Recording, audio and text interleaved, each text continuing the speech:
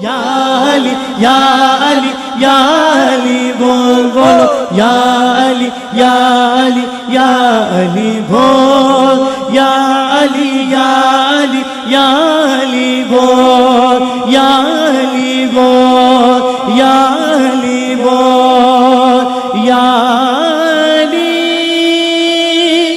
یا علی۔ حضرت علامہ و مولانا شیخ الحدیث و تفسیر مفتی خرم اقبال رحمانی دامت برکاتہم القدسیہ اور انتہائی واجب الاحترام محترم الحاج محمد سعید خان صابری مدد اللہ العالی،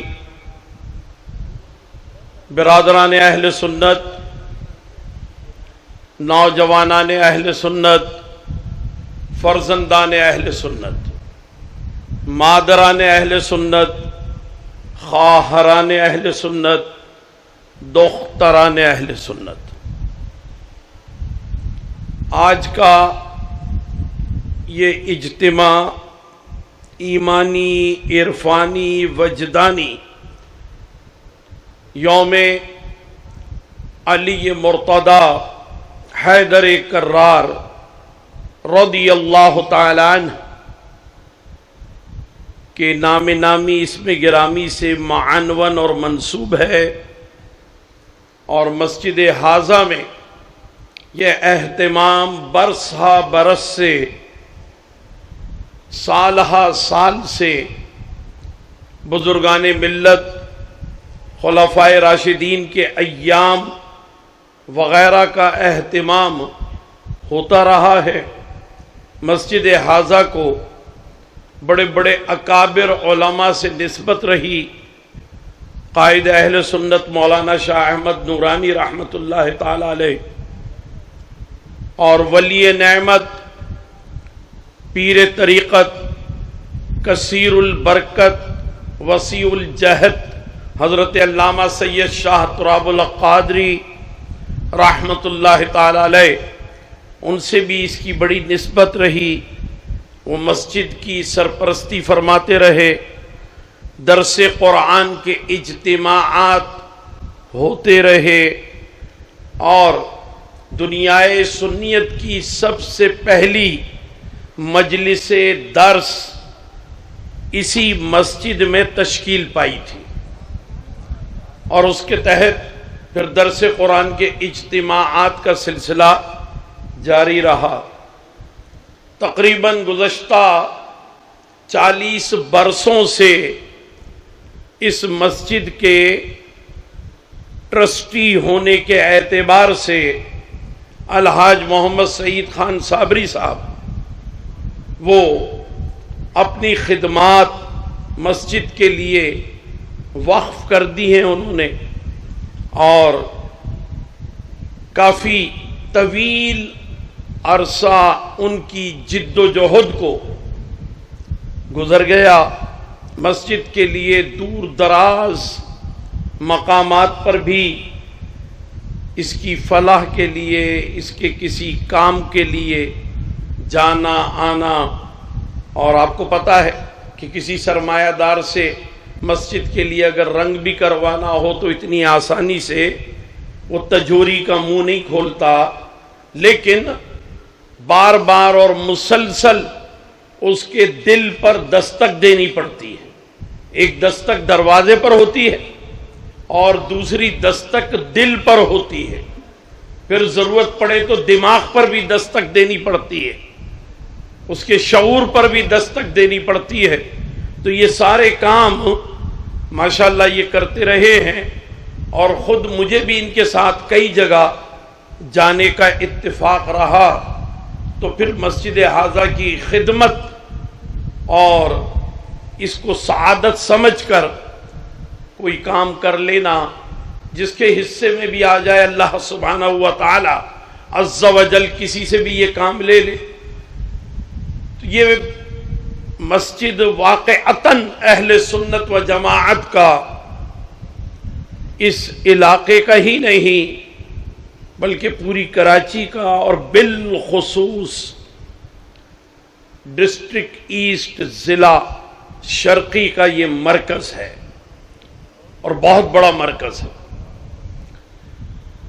آپ جانتے ہیں کہ جب ہم کسی ذات پر کسی بھی شخصیت پر بات کرتے ہیں تو اس شخصیت کے گو ناگو جو بھی پہلو مختلف الجہت ان تمام کو سامنے رکھ کر کے وقت کی مناسبت سے گفتگو ہوتی ہے۔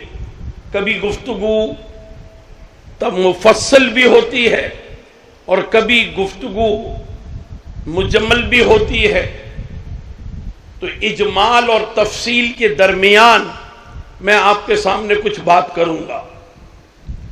مولا کائنات حضرت سیدنا علی مرتضی حیدر کرار رضی اللہ تعالی عنہ کہ ان کی ذات کے اور ان کی مبارک زندگی کے کئی پہلو ہیں۔ مکۃ المکرمہ ہی میں رہتے ہوئے ان کی ولادت اور ولادت کے بعد بالکل نوزائیدگی کی کیفیت وہ ان کی زندگی کا ایک دور ہے۔ پھر نوزائیدگی سے لے کر تقریباً 3 برس کی عمر تک یہ ان کی زندگی کا دوسرا دور ہے جو انہوں نے آغوش مادر و پدر میں گزارا،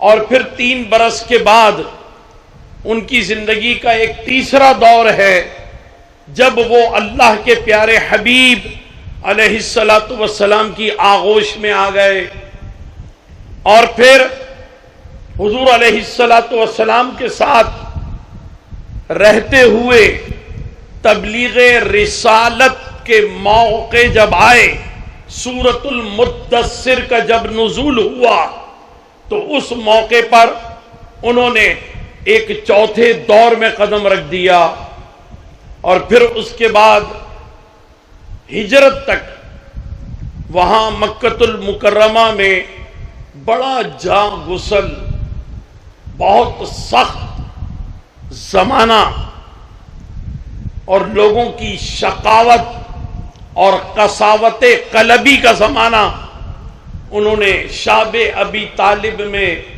3 برس رہ کر کے گزارا۔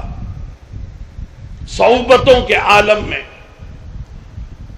بالعموم صحبتوں کے عالم میں لوگوں کے حوصلے پست ہو جاتے ہیں، زندگی میں امنگیں دم توڑ جاتی ہیں، ولولے باقی نہیں رہتے، لیکن شعب ابی طالب کے 3 برس معاشرتی مقاطعے کے 3 سال، قریش کی طرف سے، مشرکین کی طرف سے 3 سالہ سوشل بائیکاٹ، جس کے نتیجے میں جبل ابی قبیس اور جبل الغزہ کے درمیان ایک گھاٹی جو شعب ابی طالب کے نام سے معروف رہی، وہاں آپ نے جب وقت گزارا تو حوصلے اور زیادہ بلند ہو گئے، بہت کچھ وہاں پر سیکھنے کا موقع ملا اور بہت کچھ وہاں سمجھنے کا بھی موقع ملا۔ پھر اس کے بعد آپ جانتے ہیں کہ ایک دور تو آپ کا ایسا ہے جو صرف ایک رات پر مبنی ہے، اور وہ رات ہے شب ہجرت۔ پیارے آقا علیہ السلام کے بستر مبارکہ پر اپنی زندگی کی ایک شب ایسی گزاری ہے کہ خود فرماتے ہیں کہ اس شب پر ساری زندگی کے راتیں قربان،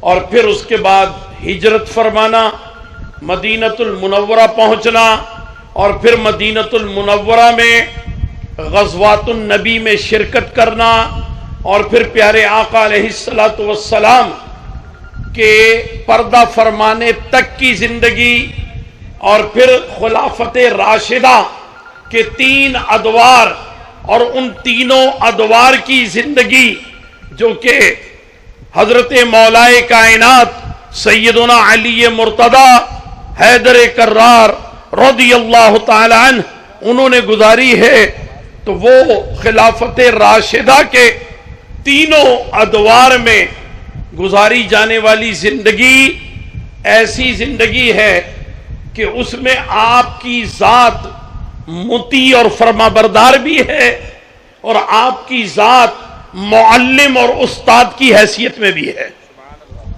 آپ تینوں خلفاء کے لیے استفادے کا ذریعہ بھی ہیں، اور تینوں خلفاء آپ سے پہلے جو گزرے وہ آپ کے مستفیدین کی صفوں میں بھی شامل ہیں۔ سبحان اللہ، ذرا آپ غور فرمائیں، ہے نا، بیک وقت جب کسی کو یہ دو چیزیں اس طرح کی جمع ہوتی ہیں نا، جس کو ہم امتزاج کہتے ہیں، تو جب اس طرح کے امتزاج کے رنگ سامنے آتے ہیں تو وہ قوس و قزح کے رنگ بن جاتے ہیں۔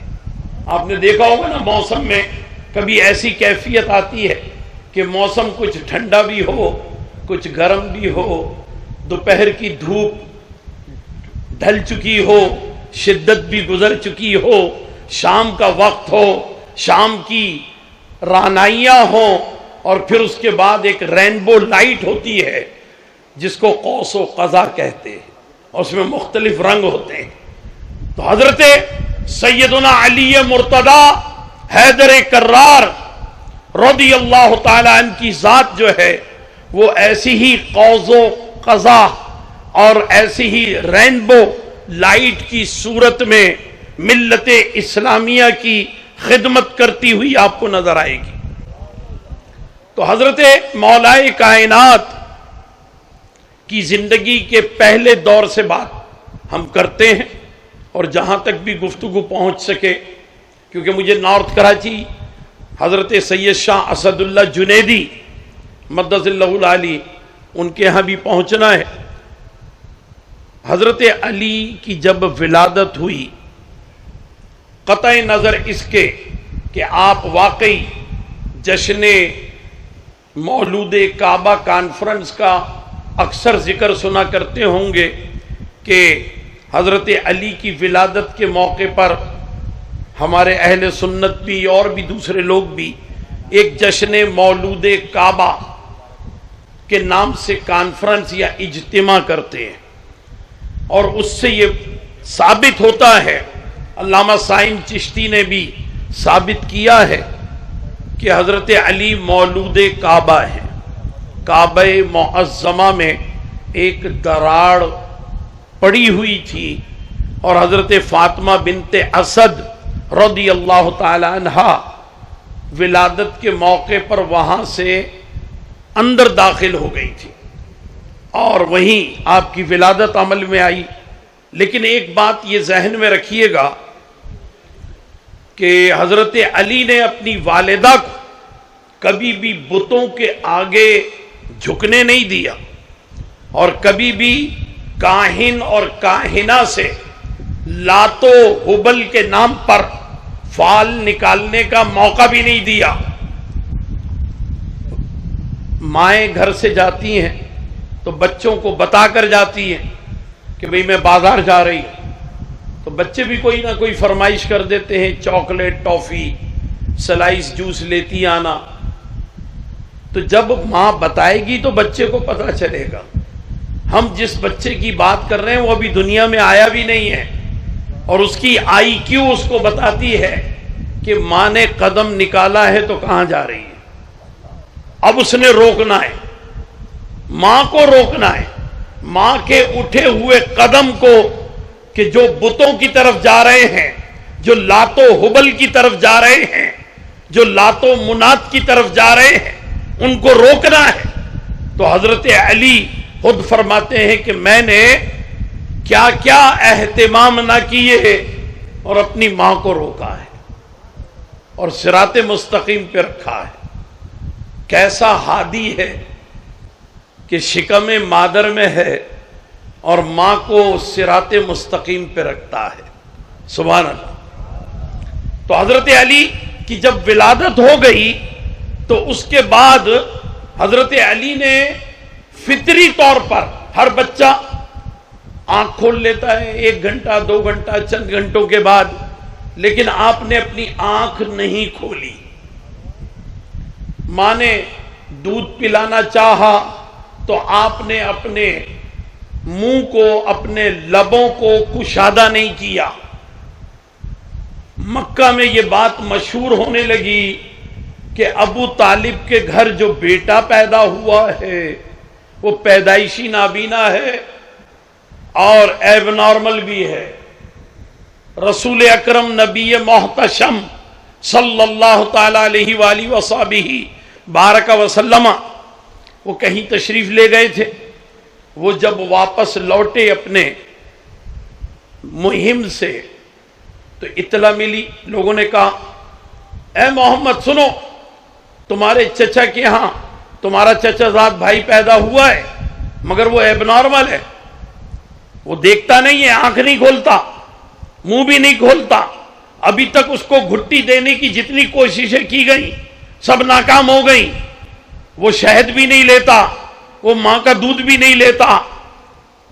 حضور علیہ الصلوۃ والسلام یہ باتیں سنتے سنتے چچا کے گھر پہنچ گئے اور گھر جا کر کے چچی کو مخاطب کیا کہ چچی میرا بھائی تولد ہوا ہے تو مجھے دکھائیے.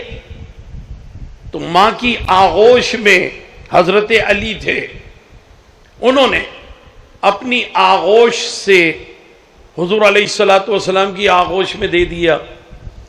نسوانی جسم بڑا نرم و نازک ہوتا ہے،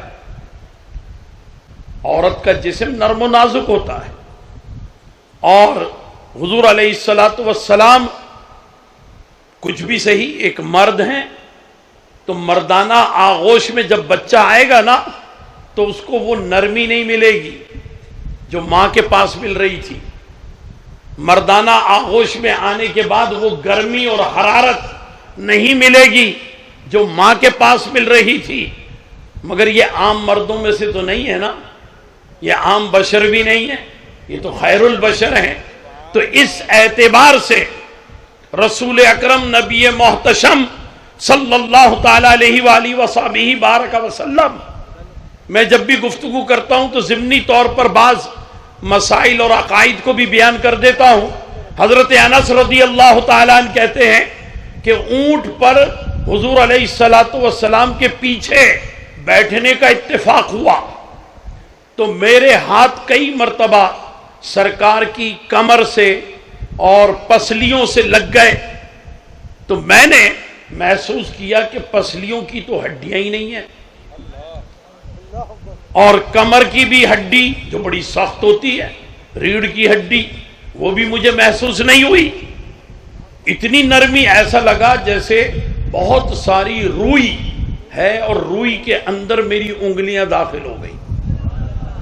اور پھر سختی کے بارے میں کہتے ہیں جبکہ میں نے یہ دیکھا، میں بہت چھوٹا سا تھا تو مجھے یہ بات حضرت فاطمہ نے بتائی کہ میرے بابا نے میرے پردے اور شرم و حیا کے لیے کہ مشرکین جبل احد پہ چڑھ کر نیچے پتھر پھینک رہے تھے تو غزوہ احد کے موقع پر حضور علیہ الصلوۃ والسلام نے پہاڑ سے اپنا سر لگایا اور اس کے بعد ایسا عمل ہوا کہ جیسے آرا مشین نے کسی لکڑے کو چیر کر کے رکھ دیا. سرکار کے سر اقدس سے پہاڑ 2 حصوں میں تقسیم ہو گیا. نرمی ایسی اور سختی بھی ایسی. تو اب حضرت علی گود میں آ گئے تو آغوش مصطفیٰ میں جب آئے تو حضرت علی کی آئی کیو بڑی تیز ہے کیونکہ شکم مادر میں پتا ہے کہ ماں کہاں جا رہی ہے، لاتو حبل کے پاس جا رہی ہے تو روک رہے، اور اب دنیا میں آ گئے ہیں تو ہر بچے کی آئی کیو مختلف ہوتی ہے. کوئی بچہ جلدی بولتا ہے، کوئی بچہ دیر سے بولتا ہے، کوئی بچہ جلدی چلتا ہے، کوئی بچہ دیر سے چلتا ہے، کوئی بچہ جلدی روٹی کا ٹکڑا کھا لیتا ہے، اور کوئی بچہ جو ہے کافی عمر تک بھی مرچوں کا سالن نہیں کھا پاتا. تو اس اعتبار سے ہر ایک کی آئی کیو جدا جدا ہوتی ہے. تو حضرت علی کی آئی کیو بڑی تیز تھی. آئی کیو کیا ہوتی ہے؟ یعنی وہ حس جو اللہ تعالیٰ نے سب کو دے رکھی ہے، وہ حس تو آپ کی حسیات اور آپ کی حسیات کے مختلف پہلو انہوں نے محسوس کیا کہ آغوش بدل گئی ہے، گود بدل گئی ہے، ہاتھ بدل گیا ہے، بازو بدل گیا ہے، اور اب کسی نئے ہاتھ کا لمس محسوس ہو رہا ہے۔ ماں کے ہاتھوں کا لمس اور تھا، اور اب اللہ کے حبیب کے ہاتھوں کا لمس اور ہے۔ یہ ہاتھوں میں نا بڑی قوت ہوتی ہے، میڈییشن کے اعتبار سے ان ہاتھوں کے ذریعے علاج ہو جاتا ہے لوگوں کا باقاعدہ۔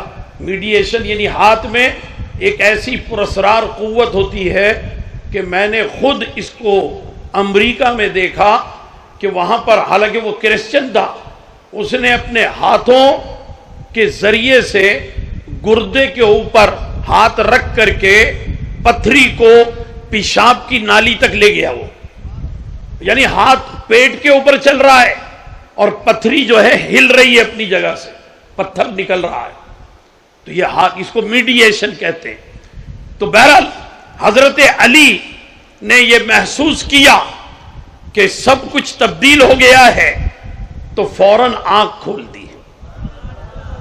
جو آنکھ نہیں کھولی تھی نا اب تک، وہ آنکھ کھول دی، اور اپنی کھلی ہوئی آنکھ جس میں بڑی چمک تھی، اللہ اکبر، پتہ نہیں کتنے ستارے اس میں جگمگا رہے ہوں گے۔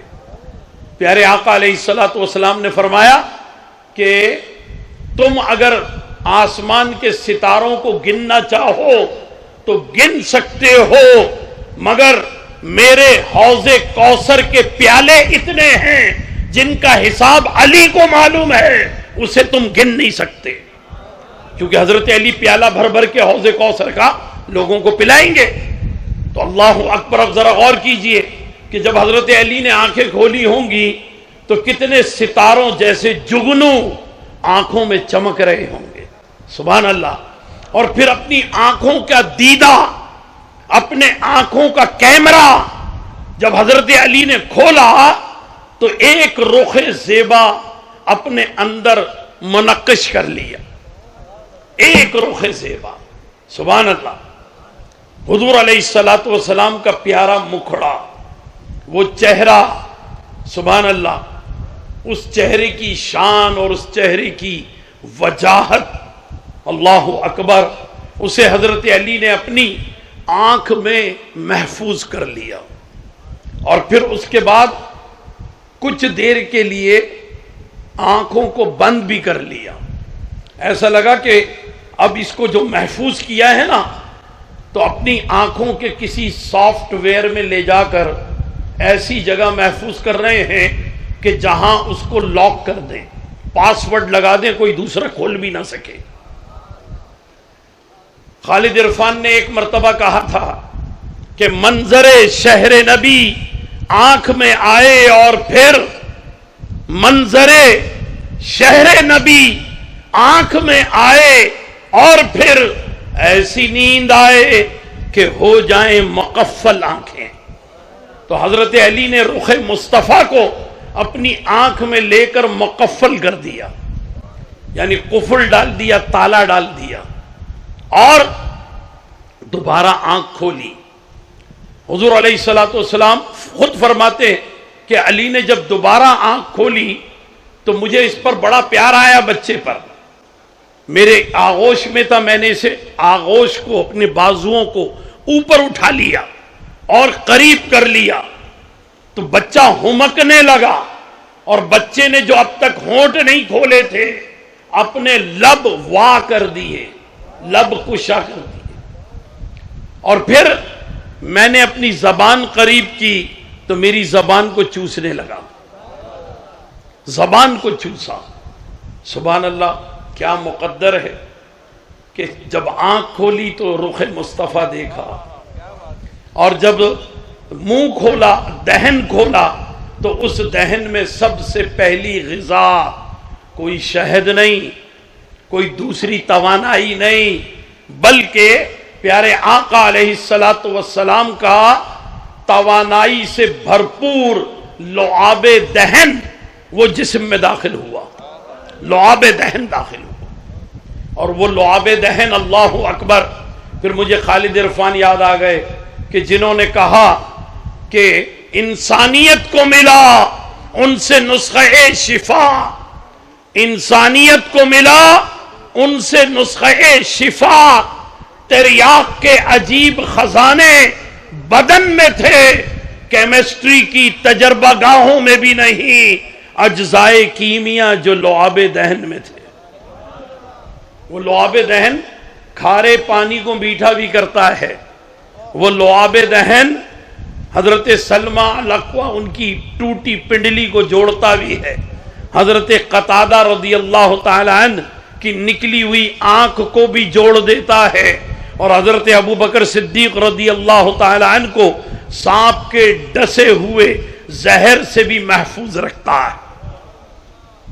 اور حضرت علی کے سینے پہ مل دیں وہی لعاب دہن تو مراحب اور اس کی فوج کے 1000 سے زائد جنگجو اوپر ریمپ سے، پہاڑی ٹیلے سے تیر برسا رہے ہوں اور حضرت علی کے سینے پہ لگ رہے ہوں، اور سینے پہ لگ کر ایسا لگتا ہے کہ فولادی سینے سے ٹکرایا ہے تیر، اور تیر کی نوک مڑ گئی اور تیر نیچے گر گیا،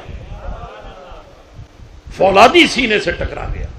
تو حضور نے اپنا لعاب دہن سینے پہ مل دیا تھا حضرت علی کی، تو وہ سینہ بلٹ پروف ہو گیا، فولاد والا ہو گیا. سبحان اللہ. اسی لیے فرمایا تھا نا کہ میں پرچم اس کے ہاتھ میں دوں گا کہ جس کے ہاتھ پر اب خیبر کا یہ مراحب کا قلعہ فتح ہو جائے گا.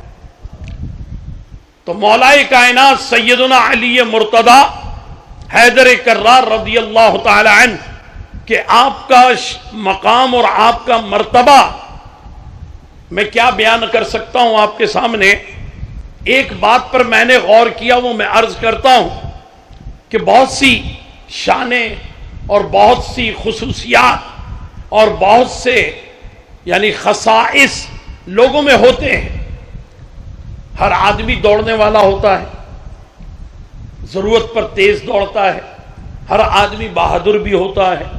عزت و ناموس پر بات آ جائے ماں کی یا بہن کی یا بیوی یا بیٹی کی تو وہ بہادر بھی ہو جاتا ہے. تو یہ خوبیاں سب میں ہوتی ہیں. تو میں نے مختلف القاب کا جائزہ لیا.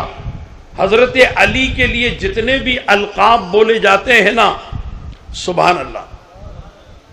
دیکھیں امام تو بہت سے ہوتے ہیں، امام حنفیہ عالمگیر مسجد، ٹھیک ہے نا، امام کھوڑی گارڈن، امام اخون مسجد، امام میمن مسجد. لیکن مشرق اور مغرب میں جتنی بھی مساجد ہوں ان سب کا بغیر تقرر نامے کے اگر کوئی امام ہے تو وہ امام المشارق والمغارب ہیں، وہ حضرت علی ہے، امام المشارق والمغارب. اچھا شجاع سبھی ہوتے ہیں، بہادر، لیکن اگر حضرت علی کی بات آئے تو اشجع الاشجعین کہا جاتا ہے، تمام بہادروں میں بھی بہادر. مشکلات کو حل کرنے والے بہت ہوتے ہیں، لیکن حلال مشکلات اور مصائب، مشکل اور مصیبت دونوں کو ٹالنے والا ہر کوئی نہیں ہوتا. وہ حضرت علی کی ذات ہے، حلال المشکلات والمصائب، دفاع المعضلات والنوائب. تو گویا آپ کی ذات میں جو القاب بھی استعمال ہوتے ہیں تو اس میں مبالغہ کا جب تک، اس میں تفضیل کا جب تک استعمال نہ کیا جائے تو حضرت علی کی خصوصیات سامنے نہیں آتی. یعنی اس میں تفضیل لایا جائے گا پھر بات بنے گی. تو حضرت مولائے کائنات کو مختلف القاب سے لوگ یاد کرتے. حضور علیہ الصلوۃ والسلام نے آپ کو اسد اللہ کا لقب بھی عطا فرمایا. اور حضور علیہ الصلوۃ والسلام نے کہ عربی زبان بڑی فصیح و بلیغ ہے، اور اس میں ایک ایک کسی شے کے لیے علامتی طور پر کئی کئی نام ملتے ہیں۔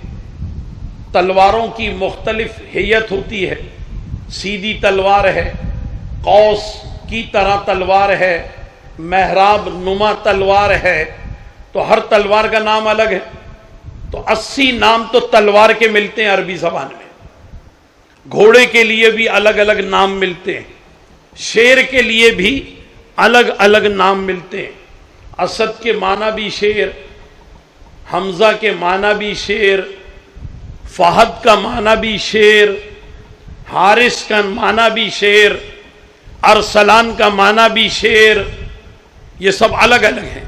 کسی شیر پہ دھاریاں بنی ہوئی ہیں، کوئی بلیک پینتھر ہے، کوئی تیندوا ہے، کوئی کالا شیر ہے، کوئی وائٹ شیر ہے، کوئی بالوں سے بھرا ہوا ببر شیر ہے، تو نام الگ الگ ہو جاتے ہیں سب۔ مگر ان تمام شیروں میں ایک بات بڑی کامن ہے، وہ یہ ہے کہ جب یہ بوڑھے ہو جاتے ہیں نا، تو بوڑھے ہو جانے کے بعد اپنی فیملی ان کی وہ ان سے جدا ہو جاتی ہے، وہ ان کے قریب نہیں رہتے۔ شیرنی بھی الگ ہو جائے گی، بچے بھی الگ ہو جائیں گے، پھر یہ اکیلے پڑے رہتے ہیں، یہ اکیلے رہتے ہیں، اور پھر اس کے بعد بھیڑیے جو ہیں وہ اس کے قریب آنا شروع ہوتے ہیں، اور 25-30 بھیڑیے اجتماعی طور پر قریب آ جاتے ہیں۔ اب یہ جو باتیں میں کر رہا ہوں یہ نیشنل جیوگرافک پر آپ خود دیکھ سکتے ہیں، ڈسکوری چینل پہ آپ خود دیکھ سکتے ہیں کہ اینیمل پلینٹ ایک اور چینل ہے، وہ تیسرے چینل اس پر بھی آپ دیکھ سکتے ہیں کہ جب شیر بوڑھا ہو جاتا ہے تو بھیڑیے اجتماعی طور پر حملہ کر کے اس کو مار دیتے ہیں۔ حضور علیہ الصلوۃ والسلام نے فرمایا کہ علی تم حیدر ہو، حیدر۔ پھر حضرت علی متعجب ہوئے کہ حیدر کا کیا مفہوم ہے، کیا معنی ہے؟ تو اللہ کے پیارے حبیب علیہ الصلوۃ والسلام نے فرمایا کہ حیدر بھی شیر کے معنوں میں آتا ہے، مگر حیدر وہ شیر ہوتا ہے جو کبھی بوڑھا نہیں ہوتا۔ حیدر وہ شیر ہوتا ہے جس کے پاس کبھی کوئی سازشی، کوئی انتشار پھیلانے والا، کوئی شریر شر انگیزی کرنے والا قریب نہیں آ سکتا، اس کو حیدر کہتے ہیں۔ تو حضرت علی کا یہ لقب حیدر کرار رضی اللہ تعالی عنہ، یہ آپ اپنے القاب میں بھی سب سے جدا گانا حیثیت رکھتے ہیں۔ یہ مقام و مرتبہ اللہ تعالیٰ نے اور اللہ تعالیٰ کے حبیب نے آپ کو عطا فرمایا ہے۔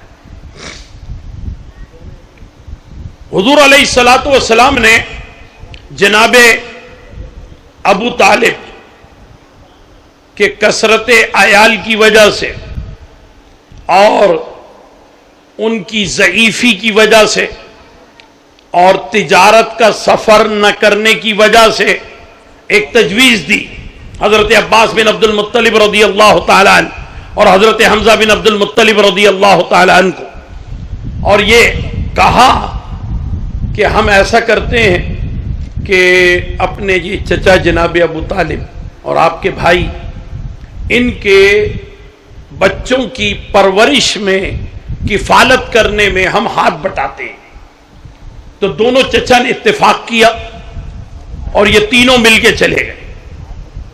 تو جناب ابو طالب کے جو سب سے بڑے بیٹے تھے حضرت عقیل رضی اللہ تعالی عنہ، تو حضرت عقیل کے بھی کئی بچے تھے، تو حضرت مسلم بن عقیل، حضرت عبداللہ بن عقیل، تو جناب عباس بن عبد المطلب نے کہا اپنے بھائی سے کہ بھائی جان قبلہ، میں آپ کے پوتوں کو گود لے لیتا ہوں۔ انہوں نے ٹھیک ہے۔ تو ایک دادا کی گود سے نکل کر دوسرے دادا کی گود میں آ گئے پوتے۔ تو تو کوئی مشکل بات نہیں ہے. ساری دنیا میں اقوام و ملل میں آپ جائزہ لے لیں، وہ یورپی ہوں، امریکن ہوں، انڈین ہوں، سری لنکن ہوں، نیپالی ہوں، انڈونیشیا کے ہوں، کہیں کے بھی انڈین یا پاکستانی ہوں، تو جو دادا ہوتا ہے اس کا بھائی بھی دادا ہوتا ہے، جو نانا ہوتا ہے تو نانا کا بھائی بھی نانا ہی ہوتا ہے، اور جو باپ ہوتا ہے تو باپ کا بھائی بھی بمنزلہ باپ ہی ہوتا ہے، اگرچہ اس کا نام چچا ہوتا ہے لیکن چچا کو باپ کہتے ہیں. اور حضور علیہ الصلوۃ والسلام نے ایک حدیث مبارکہ میں تو باقاعدہ وضاحت فرما دی کہ بچے کے سر پر اگر باپ کا سایہ شفقت بچپن سے ہی اٹھ جائے تو اس بچے کو چچا کی آغوش میں دے دو، اور اگر ماں کا سایہ شفقت و محبت اٹھ جائے تو اس بچے کو خالہ کی آغوش میں دے دو، کیونکہ خالہ بھی ماں کی جگہ ہوتی ہے اور چچا بھی باپ کی جگہ ہوتا ہے. چنانچہ حضرت حمزہ رضی اللہ تعالی عنہ انہوں نے جعفر طیار رضی اللہ تعالی عنہ کو گود لے لیا. حضور علیہ الصلوۃ والسلام نے اپنے چچا سے کہا کہ چچا میں علی کو گود لے لیتا ہوں، تو لہذا حضرت علی یا تو 3 برس کے ہونے والے تھے یا 3 برس کے ہو چکے تھے. حضور علیہ الصلوۃ والسلام نے گود لے لیا. حضرت علی کی زندگی کے ادوار پر ہم گفتگو کر رہے ہیں، اور گود لے لیا، گھر آ گئے. اب کچھ عرصہ ہی گزرا تھا اور اس کے بعد اللہ سبحانہ و تعالی عز و جل کی جانب سے پیغام آنا شروع ہوا وحی کی صورت میں. اب نزول قرآن کا جب آغاز ہو گیا، سورۃ المدثر نازل ہو گئی اور اللہ تعالیٰ نے حکم فرما دیا کہ اے چادر اوڑھ کر اپنے حسن و جمال کی رانائی بکھیرنے والے محبوب کھڑے ہو جاؤ، قم فانذر، اور لوگوں کو ڈراؤ. اور اس کام کے لیے حضرت جبرائیل نے یہ عرض کیا کہ یا رسول اللہ زیادہ بہتر ہوگا کہ آپ اپنے دادا کے بیٹوں کو اور دادا کی بیٹیوں کو پہلے بلا لیں.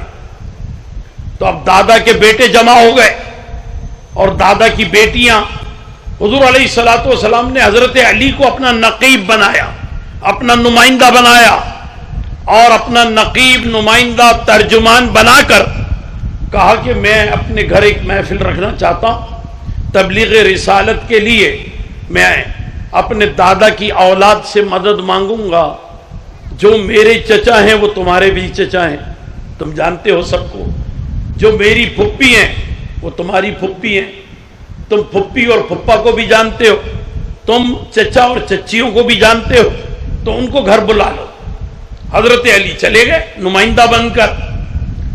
تو حضرت علی کے لیے یہ بات ذرا مشکل بھی تھی کہ میں جن کی کفالت میں ہوں ان کو کیا بولوں، بھائی جان بولوں، مربی بولوں، ربیب کہوں، اپنا محسن کہوں، اپنا سید و سردار کہوں، کیا کہوں، کیونکہ ان بچوں کے لیے پرابلم نہیں تھی جو دادا کی آغوش سے نکل کر دادا کے بھائی کے پاس چلے گئے.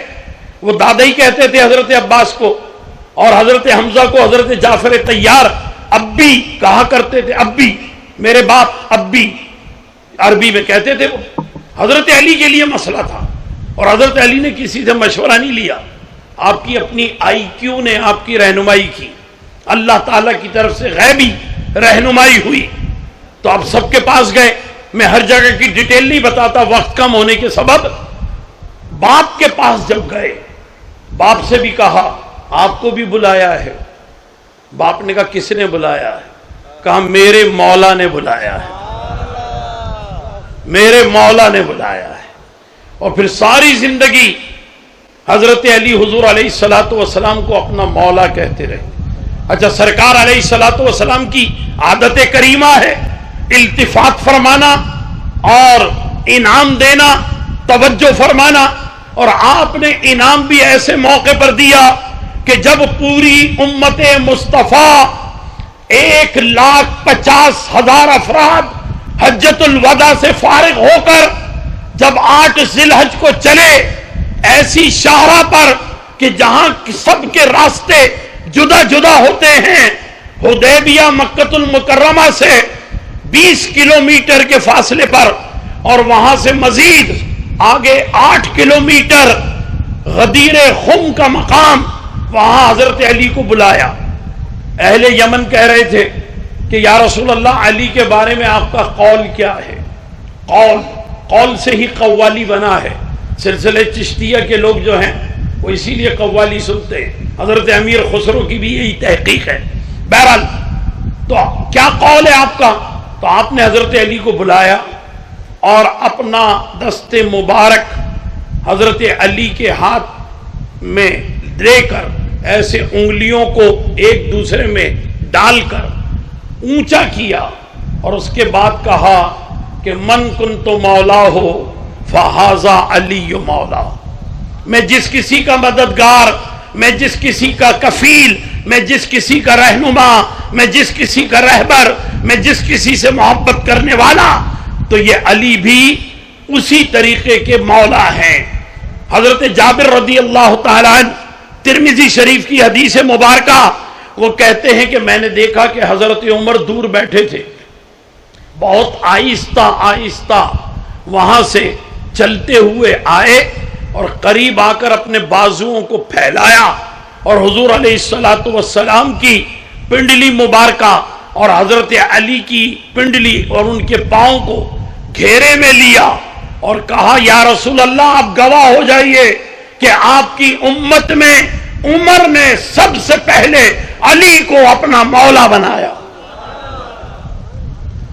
تو جو علی ساری زندگی مولا کہتے رہے، تو آپ ذرا اندازہ لگائیے، پیارے آقا علیہ السلام نے جاتے جاتے، رخصت ہوتے ہوتے، پردہ فرماتے فرماتے، آپ نے اپنی امت کو علی بحیثیت مولا تعارف کرا کر ہمیشہ کے لیے مولا بنا دیا۔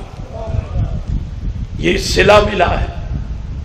اور پھر حضرت مولا کائنات تبلیغ رسالت میں بھی ہر جگہ نظر آتے رہے ہیں۔ شاب ابی طالب یہ بڑا اہم موڑ ہے اسلامی تبلیغ کا، جب قریش کے 26 قبیلوں نے مل کر 27ویں قبیلے بنو ہاشم کا بائیکاٹ کیا۔ قریش کے 27 قبیلے تھے، سب نے مل کر یہ کام کیا کہ ان کو جو ہے ایک پہاڑی درے کے اندر سنگ ریزوں پر اور کھلے آسمان کے نیچے چھوڑ دیا جائے۔ 3 سال، 3 سال میں گرمی عروج پر بھی ہوگی، سردی بھی ہوگی، پہاڑوں کے درمیان سردی بھی بڑھتی ہے، بارش بھی ہوگی، لیکن کوئی پرواہ نہیں کی۔ یہ ظالمانہ فیصلہ کیا اور ان کا بائیکاٹ کر کے وہاں چھوڑ دیا گیا۔ اچھا، حضرت علی جوان تھے، کبھی بھی چاہتے تو باہر نکل سکتے تھے، کھانے پینے کے لیے باہر چلے جاتے، لیکن کبھی باہر نہیں گئے، وہیں پر رہے۔ حضرت امام علی مقام امام حسین رضی اللہ تعالی عنہ جب مدینۃ المنورہ سے ہجرت کر کے مکہ پہنچے نا 3 شعبان کو، تو 15 مکان آپ کے اختیار میں تھے، نانا کا بھی، دادا کا بھی، پردادا کا بھی۔ تو وہ پوچھا گیا کہ ہم نے صفائی کر دی ہے، آپ کون سے مکان میں رہیں گے؟ تو کہا میرے ساتھ جو لوگ آئے ہیں ان کو پوچھ لیجئے اور گھر دکھا دیجئے، جہاں یہ رہنا چاہیں رہیں۔ کہ آپ کہاں رہیں گے؟ تو حضرت امام حسین نے کہا کہ میں نے اپنی ماں سے سنا ہے اور اپنے باپ سے سنا ہے کہ ہم نے 3 سال شاب ابی طالب میں رہ کر بڑا صبر کیا ہے، کیونکہ آگے کی جتنی بھی میری منزل ہے، میں مکہ سے آگے جاؤں گا کوفہ کے راستے اور پھر کربلا تک، تو سب صبر ہی صبر کرنا ہوگا نا، تو میں شاب ابی طالب میں ٹھہر کر صبر کرنا سیکھوں گا۔ اپنی ماں کی روح کو آواز دے کر صبر کرنا سیکھوں گا، اپنے باپ کی روح کو آواز دے کر صبر کرنا سیکھوں گا۔ لوگوں نے کہا یہاں سنگریزے ہیں، کہا میں اسی سنگریزے پر رہوں گا۔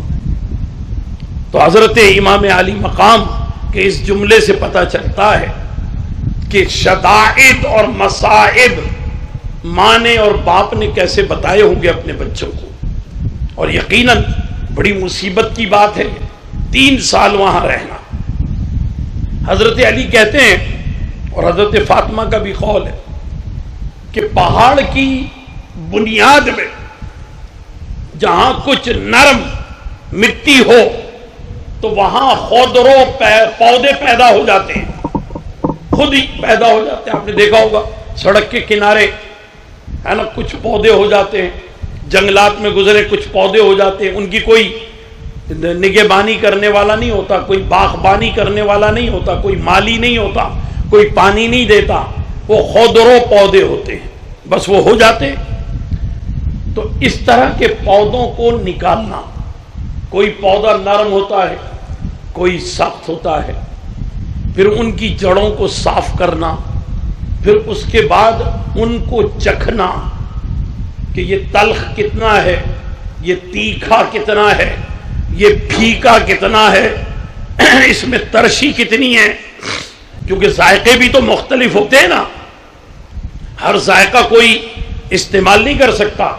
بعض پودے ایسے ہوتے ہیں، چرائتا ایک درخت ہے بہت ہی کڑوا ہوتا ہے، ترپھلا ایک پودا ہے، بوٹی ہے، انتہائی کسیلی ہوتی ہے، اس کو کوئی استعمال نہیں کر سکتا، لیکن خون کی صفائی کے لیے یعنی حکما اس کا استعمال کرتے ہیں۔ یہ ہمدرد والے جو صافی بناتے ہیں، مصفی خون، وہ اسی ترپھلا کا استعمال کرتے ہیں اس میں۔ بہرحال میں عرض یہ کر رہا ہوں کہ حضرت علی نے ہر ذائقے کو چیک کرنا، چکھنا۔ اچھا بعض ذائقہ ایسا بھی تو ہو سکتا ہے نا کہ ادھر زبان پر آیا اور ادھر موت ہو گئی، لیکن حضرت علی نے کسی کو بھی تختہ مشق نہیں بنایا، کسی کو نہیں دیا۔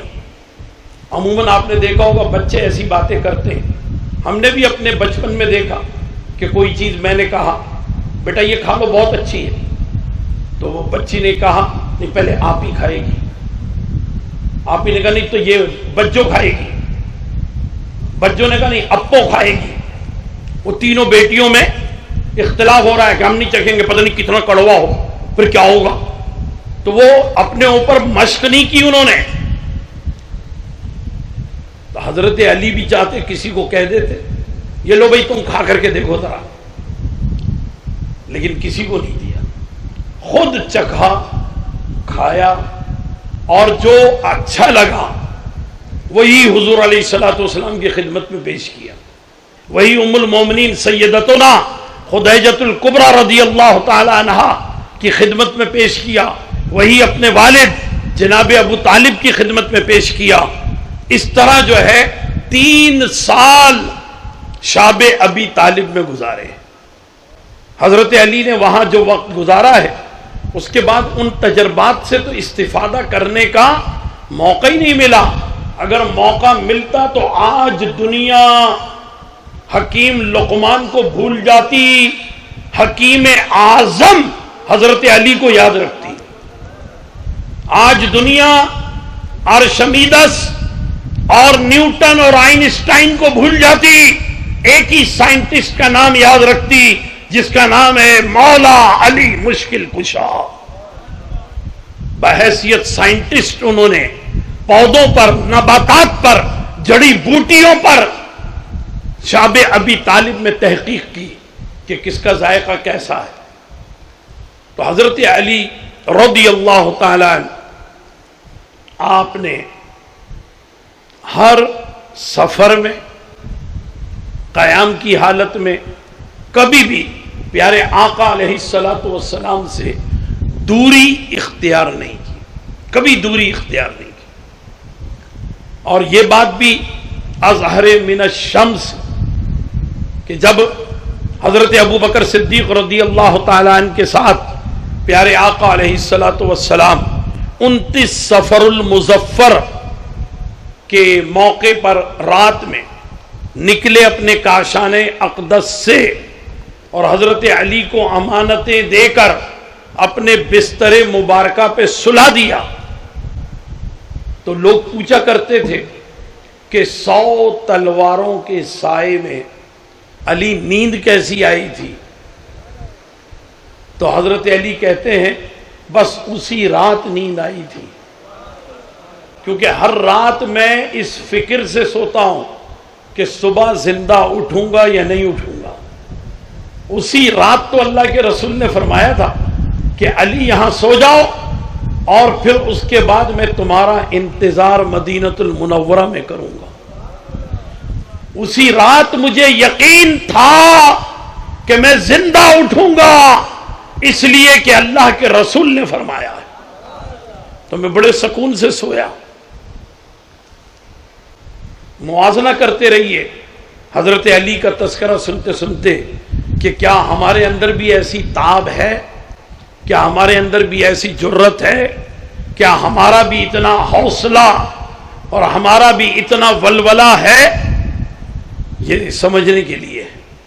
تو حضرت مولا کائنات سیدنا علی مرتضی حیدر کرار رضی اللہ تعالیٰ عنہ وکرم اللہ تعالیٰ وجہ الکریم، آپ نے شب ہجرت اس طریقے سے گزاری، اور پھر مدینۃ المنورہ پہنچے، اور مدینۃ المنورہ میں پہنچنے کے بعد ہی اللہ سبحانہ و تعالیٰ عز و جل نے حضرت جبرائیل کو بھیج کر اپنے محبوب کے لیے یہ پیغام دیا کہ محبوب تم اب دیر نہ کرو، اور دیر کرو گے تو کوئی فائدہ نہیں ہے۔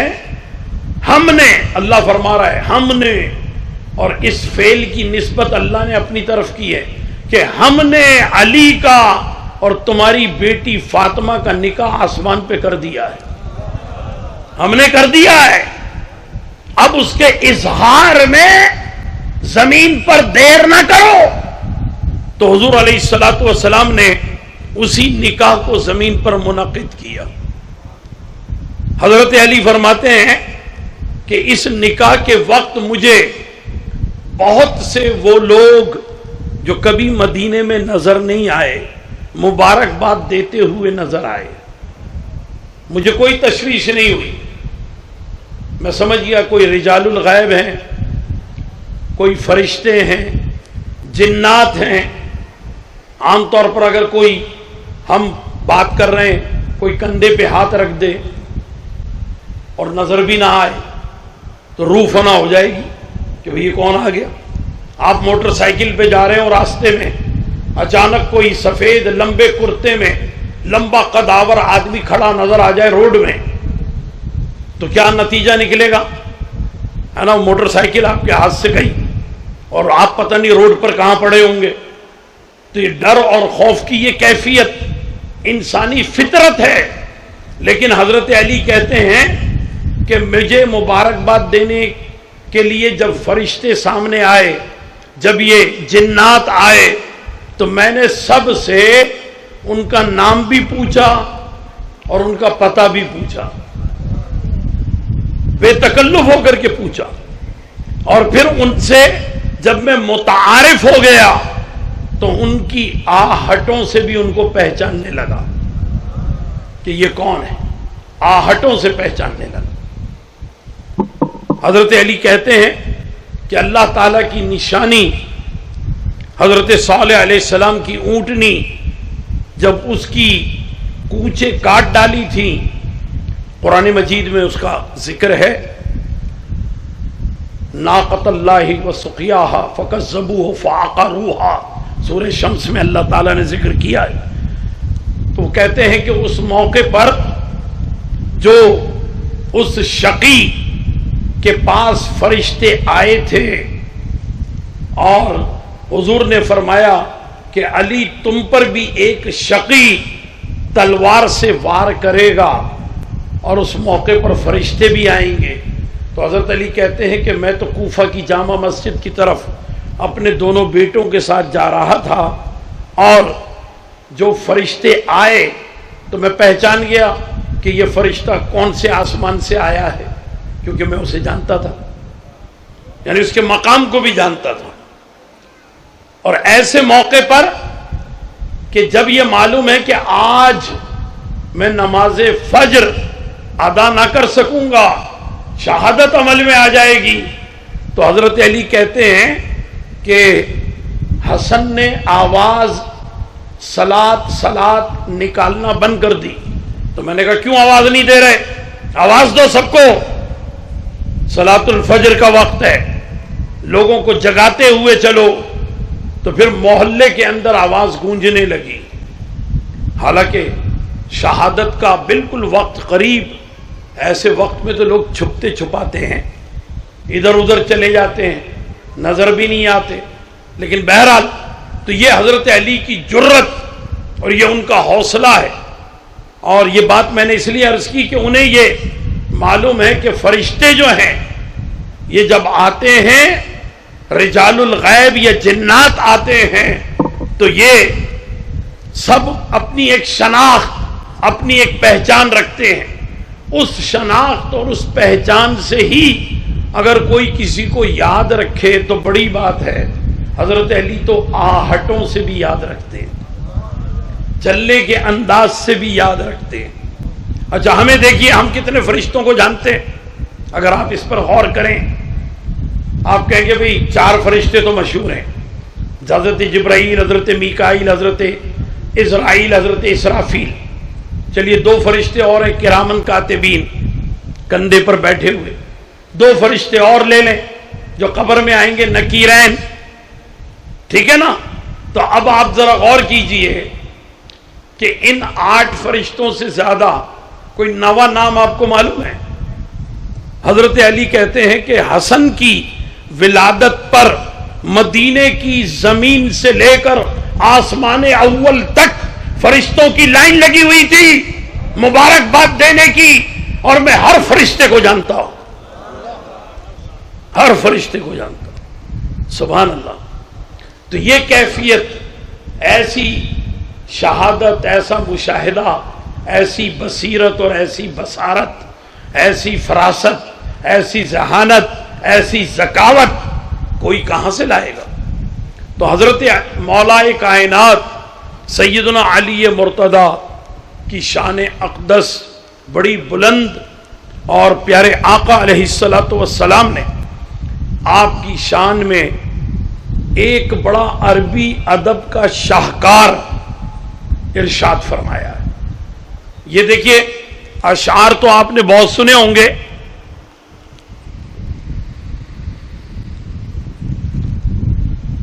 اردو ادب کے حوالے سے مرزا غالب کو پتہ نہیں کتنے لوگوں نے یاد کیا ہوگا، اقبالیات کے مجموعے پتہ نہیں کتنے لوگوں کو یاد ہوں گے، لیکن یہ ادب کا بڑا اہم حصہ ہوتا ہے کہ جس کی شان بیان کی جا رہی ہے یا جس کی توصیف بیان کی جا رہی ہے، اس کا نام مصرے کے اول بھی آ جائے اور اسی کا نام مصرے کے آخر بھی آ جائے۔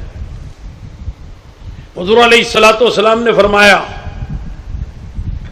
العلی مع الحق والحق مع العلی، شروع میں بھی حضرت علی، جملے کے آخر میں بھی حضرت علی۔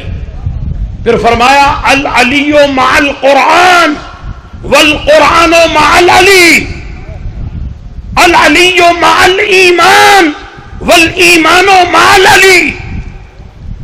فرمایا العلی مع الیقین والیقین مع العلی، یعنی یقین علی کے ساتھ، علی یقین کے ساتھ، علی قرآن کے ساتھ، قرآن علی کے ساتھ، حق علی کے ساتھ، اور حق علی کے ساتھ، علی حق کے ساتھ، ایمان علی کے ساتھ، اور علی ایمان کے ساتھ۔ ایسی کئی احادیث مبارکہ ہیں جو پیارے آقا علیہ الصلوۃ والسلام نے بیان فرمائی۔ ذرا غور کیجیے آپ۔ تو یہ حضور علیہ الصلوۃ والسلام کا خراج تحسین ہے حضرت علی کے لیے. اور پھر یہ بھی یاد رکھیے، مجھے یہ بات کہنے میں کبھی باک محسوس نہیں ہوتا، یعنی میں گھبراتا نہیں اس بات سے. بھئی میں صدیقی ہوں، حضرت ابو بکر صدیق رضی اللہ تعالیٰ عنہ کی اولاد میں ہوں، اور میں نے غزوات کا مطالعہ بہت گہرا کیا، بہت ہی زیادہ. اور اس اعتبار سے جب میں جامعہ نظامیہ ایک مرتبہ گیا تھا اور وہاں خادم حسین رضوی صاحب رحمۃ اللہ علیہ سے ملاقات ہوئی تھی، تو وہ غزوات پر ہر ایک سے بات کرتے تھے. علامہ عبدالتواب جھروی رحمۃ اللہ علیہ وہ بھی موجود تھے، تو انہوں نے غزوات پر بہت سی باتیں کی. اور اس وقت سے میرے اندر بھی بڑا ذوق پیدا ہوا کہ بھئی غزوات کو دیکھا جائے. تو کئی غزوات ہیں، 57 غزوات اسلامی مہمات اور جنگوں سمیت.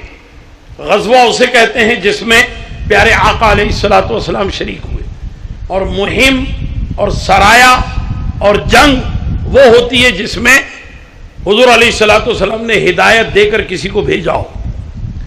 تو اس طرح سے ان کا مطالعہ کرنا اور پھر یہ دیکھنا کہ کون کس محاذ پر کس مقام پر ہے. ہر ایک کا محاذ بھی دیکھا جائے گا نا، ہر ایک کا مقام بھی دیکھا جائے گا کہ کون کہاں نظر آتا ہے. ہمارے یہاں 2 ایئر چیف مارشل بڑے مشہور گزرے، ایک نور عالم، لیکن نور عالم نے بھی ایم عالم کی طرح کارنامہ انجام نہیں دیا. ایم عالم کا کارنامہ یہ کہ کلکتہ داخل ہو گئے اور کلکتہ کے ہاوڑہ پل کے نیچے سے اوپر انہوں نے اتنی تیز رفتاری کے ساتھ چکر کاٹے کہ انڈین جہاز جتنے پیچھے آئے وہ سب کو ہاوڑہ پل سے ٹکراتے چلے گئے، اور ہاوڑہ پل بھی تباہ ہو گیا، پائلٹ بھی مارا گیا، اور وہ جہاز بھی تباہ ہو گیا. یہ کارنامہ کسی بھی پاکستانی ایئر چیف مارشل نے نہیں کیا. یہ ایم عالم کا کارنامہ. بہت سے لوگوں کے مختلف کارنامے ہوتے ہیں جو میں عرض کرنا چاہ رہا ہوں آپ سے. تو حضرت مولائے کائنات سیدنا علی مرتضیٰ ہر محاذ جنگ پر ایسی جگہ نظر آتے ہیں جہاں جان جانے کا خدشہ اور اندیشہ سب سے زیادہ ہے. تو میں غور کرتا تھا، میں دیکھتا تھا کہ میرا دادا حضرت ابو بکر صدیق رضی اللہ تعالی عنہ وہ کہاں پر ہیں. تو مجھے وہ میسرہ میں بھی نظر نہیں آئے، دائیں طرف کا دستہ میمنہ اور میسرہ بائیں طرف کا دستہ وہاں بھی نظر نہیں آئے. مقدمۃ الجیش میں بھی نظر نہیں آئے. حضور علیہ الصلوۃ والسلام نے کبھی انہیں اسلام کا علمبردار بھی نہیں بنایا، یعنی پرچم بھی نہیں دیا کہ یہ پرچم تھام لو، کیونکہ جس کے ہاتھ میں پرچم ہوتا ہے اس کی جان کو سب سے زیادہ خطرہ ہوتا ہے. پرچم حوصلہ بلند کر رہا ہے نا. اب ہم اور آپ عید میلاد النبی کا دن ہو اور گنبد خضرا والا پرچم ہاتھ میں ہو تو ہم نعرے لگا رہے ہیں نا کہ نبی کا جھنڈا، تو آپ نے کہا اونچا رہے گا، تو نبی کا جھنڈا اونچا رہے گا. اور اسی وقت اگر کوئی ہاتھ کاٹ ڈالے اور جھنڈا نیچے گر جائے، خدا نہ کرے، تو پھر کیا ہوگا؟ اسی وقت کوئی گولی آئے سینے پہ لگ جائے اور بندہ ہی مر جائے اور جھنڈا نیچے چلا جائے تو کیا ہوگا؟ یہ تو صحابہ سے سیکھیے کہ غزوہ موطا میں حضرت جعفر طیار رضی اللہ تعالیٰ عنہ کے ہاتھ میں جھنڈا ہے، سیدھا بازو کٹ گیا، فوراً جھنڈا بائیں بازو میں لے لیا، بایاں بازو بھی کٹ گیا تو فوراً ہی بازو کو جوڑ کر سینے سے لگا کر اپنی گردن سے پھنسا لیا جھنڈے کو، پھر شہید ہو گئے. جھنڈا گرنے سے پہلے حضرت زید بن حارثہ نے اٹھا لیا، جھنڈا گرنے نہیں دیا. اور حضور علیہ الصلوۃ والسلام مدینۃ المنورہ میں ہیں اور جنگ موطا کا احوال بتا رہے ہیں، یہی باتیں کہہ رہے ہیں کہ اب جعفر طیار شہید ہو گئے، زید بن حارثہ نے جھنڈا لے لیا ہے، یہ سب حضور بیان فرما رہے ہیں. اور پھر جب روح لے کر کے چلے حضرت اسرائیل علیہ السلام حضرت جعفر طیار کی، تو حضور علیہ السلام نے فرمایا کہ میرا جعفر جا رہا ہے. اور طیار فرمایا کہ یہ وہ ہے کہ جو بغیر پنکھ کے، بغیر بازو کے، بغیر ونگز کے پرواز کر رہا ہے. حضرت اسرائیل سہارا دے کے نہیں لے کے جا رہے، وہ خود حضرت اسرائیل جیسی رفتار سے جا رہا ہے. حضرت جعفر طیار رضی اللہ تعالی. تو یہ جنگ کے جو مقامات ہوتے ہیں یہ بڑے اہم ہوتے ہیں. تو حضور علیہ السلام نے ہمیشہ اپنے خونی رشتہ داروں کو، اپنے حقیقی رشتہ داروں کو میمنہ پر، میسرہ پر، مقدمۃ الجیش میں اور پرچم کے ساتھ ان کو کھڑا کیا ہے. پھوپھی زاد بھائی ہمیشہ میمنہ پر ہوتے تھے، خالہ زاد بھائی ہمیشہ میسرہ پہ ہوتے تھے. حضرت حمزہ رضی اللہ تعالیٰ مقدمۃ الجیش کے سالار ہوتے تھے. اسلام کا پرچم آپ کے ایک دادا مصعب بن عمیر کے ہاتھ میں ہوتا تھا، کبھی حضرت علی کے ہاتھ میں ہوتا تھا. تو یہ کیفیت. تو میں یہ عرض کر رہا ہوں کہ حضرت علی رضی اللہ تعالیٰ وہ ایسے شجاع، اور حضرت حمزہ بن عبد المطلب رضی اللہ تعالیٰ کہ ان کی لڑائی کا انداز بھی بڑا عجیب ہوتا تھا. عموماً ایک ہاتھ سے زیادہ کام ہوتا ہے اور وہ ہے دایاں ہاتھ، لیکن ان کے دونوں ہاتھ برابر کام کرتے تھے، یکساں قوت کے ساتھ. سیدھے ہاتھ میں طاقت زیادہ ہوگی، اگر یہ میں ڈائس پر، یہ روسٹرم پہ مکہ ماروں سیدھے ہاتھ سے تو یہ زیادہ زور سے مار سکتا ہوں، بائیں ہاتھ سے زیادہ زور نہیں لگے گا. اچھا بالعموم بایاں ہاتھ جو ہے اس میں یعنی جب شولڈر فروزن کی بیماری آ جائے، یہ صحیح صابری صاحب بیٹھے ہوئے ہیں، شولڈر فروزن ہو جائے بایاں تو کیا کیفیت ہوتی ہے؟ پھر یہ تو زیادہ اوپر اٹھتا بھی نہیں ہے. اگر کبھی موج میں آ کر کے کوئی انگڑائی لے بھی لی نا تو پھر ہاتھ نیچے نہیں آتا، اوپر ہی رہ جاتا ہے.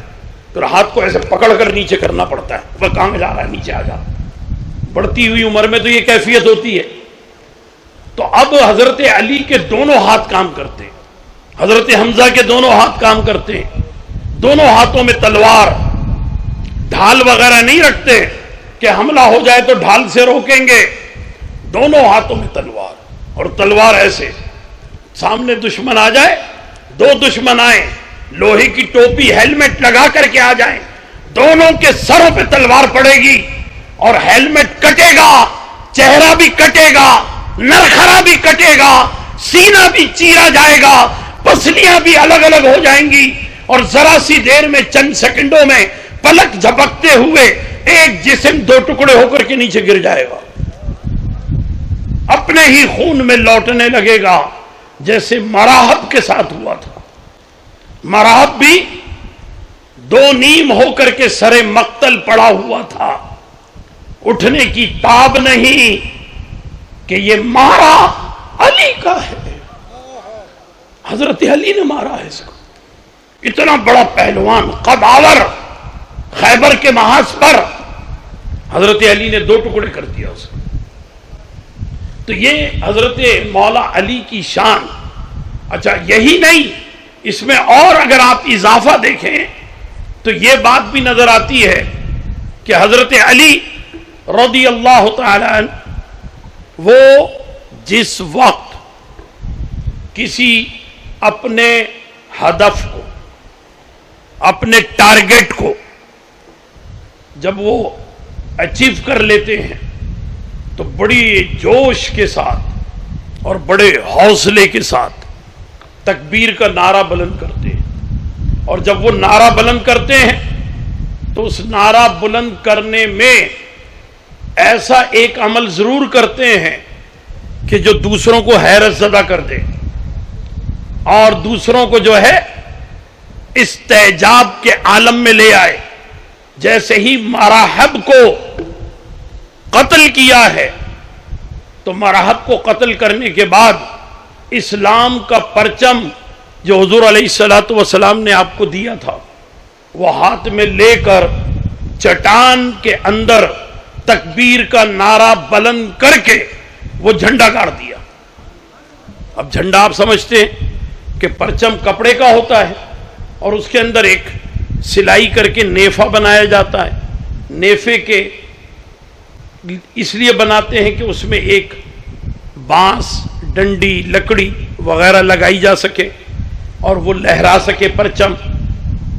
تو اب وہ جو لکڑی ہے اس لکڑی کو فرش میں گاڑ دینا، یہ ٹائل میں گاڑ دینا، یہ کچے فرش پہ گاڑ دینا، یہ آسان بات تو نہیں.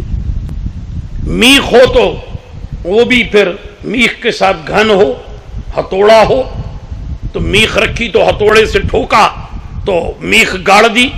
لیکن آپ نے پرچم اٹھایا، اللہ اکبر کہہ کر کے اس کو گاڑ دیا. اور پھر یہی نہیں،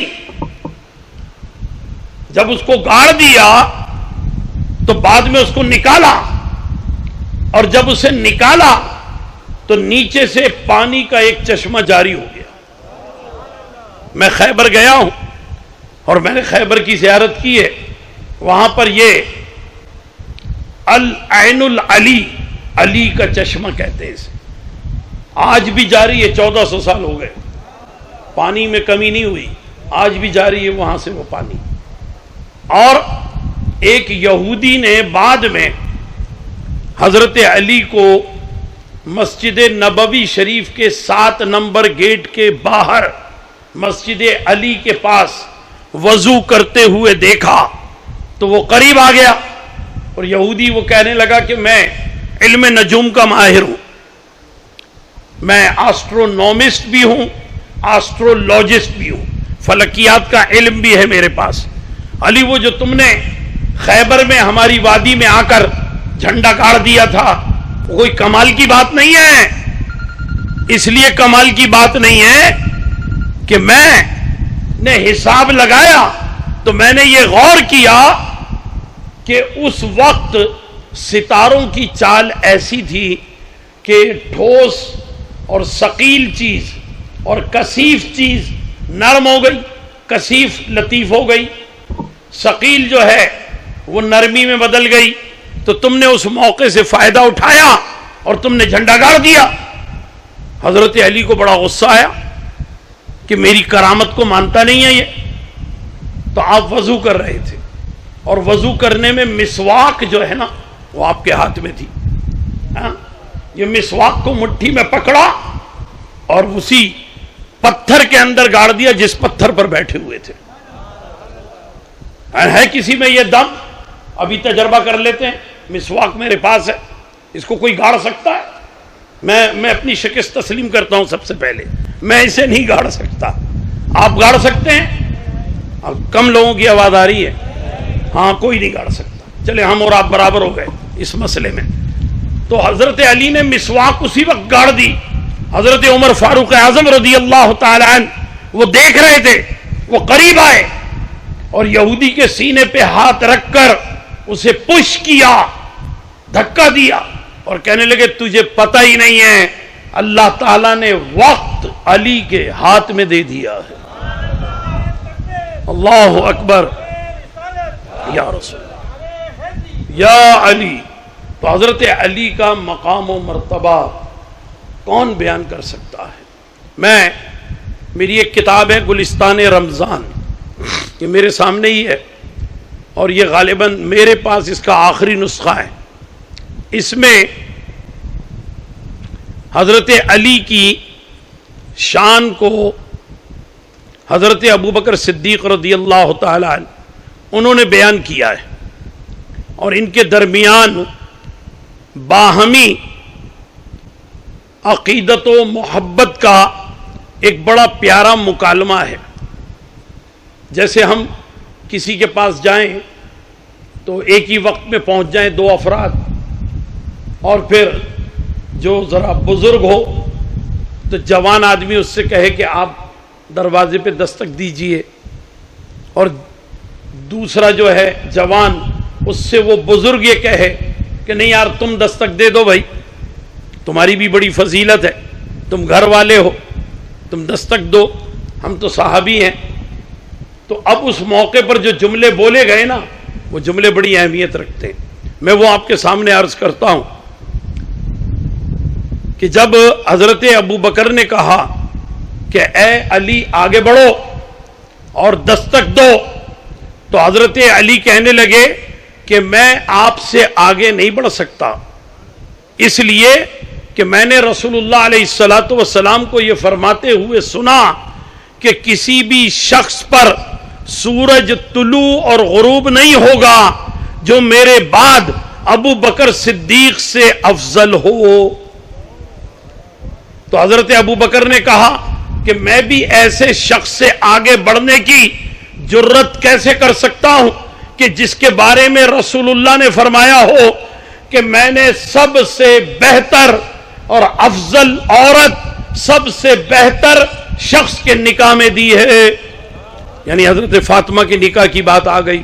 حضرت علی نے کہا میں ایسے شخص سے آگے کیسے بڑھ جاؤں جس کے بارے میں رسول اللہ نے فرمایا کہ جو شخص ابراہیم خلیل اللہ علیہ السلام کے سینے کی زیارت کرنا چاہتا ہے تو وہ ابو بکر کے سینے کو دیکھ لے۔